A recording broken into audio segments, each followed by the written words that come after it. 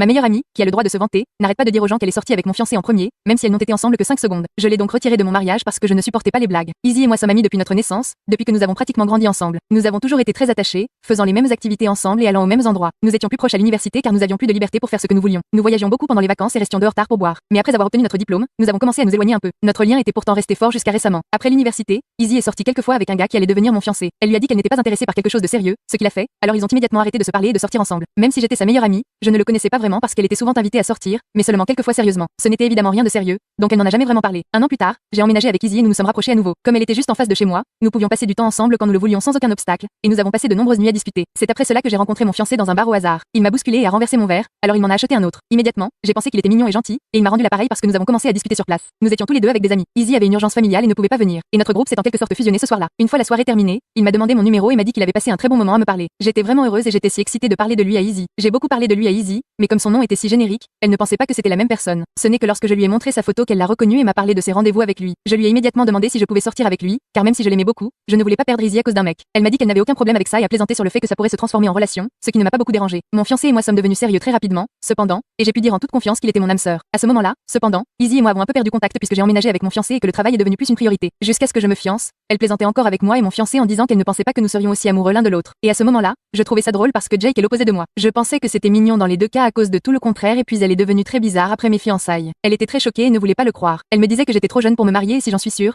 mais je voyais cela comme une simple inquiétude. Elle était très contente d'être ma demoiselle d'honneur, c'est pourquoi je n'ai pas pris ses blagues à cœur. Mais les choses ont mal tourné quand j'ai publié un article sur nos fiançailles sur les réseaux sociaux. Les gens ont republié l'article et nous ont félicités. Mais Izzy a commenté: "Tu ferais mieux de me mentionner dans tes vœux parce qu'il était intéressé par moi en premier." Ah, c'était très étrange pour moi parce que tout cela était du passé. Elle n'a même jamais pris la peine de me dire qu'elle était sortie avec lui. Remarquez, elle l'a rejeté, donc elle ne voulait clairement rien de sérieux avec lui. Je ne sais pas pourquoi elle a poussé cette blague aussi loin parce que ce n'était même pas drôle. Et cela a mis mon fiancé et moi très mal à l'aise. J'ai essayé de la défendre, en disant qu'elle plaisantait beaucoup, mais même moi je savais que ce n'était pas bien. J'ai validé ses sentiments et je lui ai dit que je parlerais à Izzy de ses blagues. Je lui ai fait savoir que c'était un peu inconfortable, et elle a dit qu'elle plaisantait. Je lui ai quand même demandé d'arrêter, et elle m'a dit d'arrêter d'être sensible. Je ne lui ai pas parlé pendant un moment parce que je n'aimais pas la façon dont elle réagissait à mes inquiétudes à ce sujet. Mais quand mon fiancé et moi avons organisé un dîner après Noël, cela ne m'a pas semblé juste, je ne l'inviterai pas après tout ce que nous avons traversé. Je regretterai cette décision très vite. Izzy n'arrêtait pas de dire à tous les amis et à la famille réunie que mon fiancé était sorti avec elle en premier, qu'elle m'avait laissé la voir, et que je ne l'aurais jamais rencontré sans elle, ce qui n'était même pas vrai. Personne ne savait même que ces deux-là étaient en couple. Et ma fiancée essayait de changer de sujet à chaque fois qu'on en parlait, ce qui était très fréquent. Elle le disait à tous ceux qui voulaient l'écouter. Même après lui avoir dit que ce n'était pas bien, elle plaisantait toujours. Plus tard, je lui ai dit qu'elle dépassait mes limites et que ce n'était pas bien,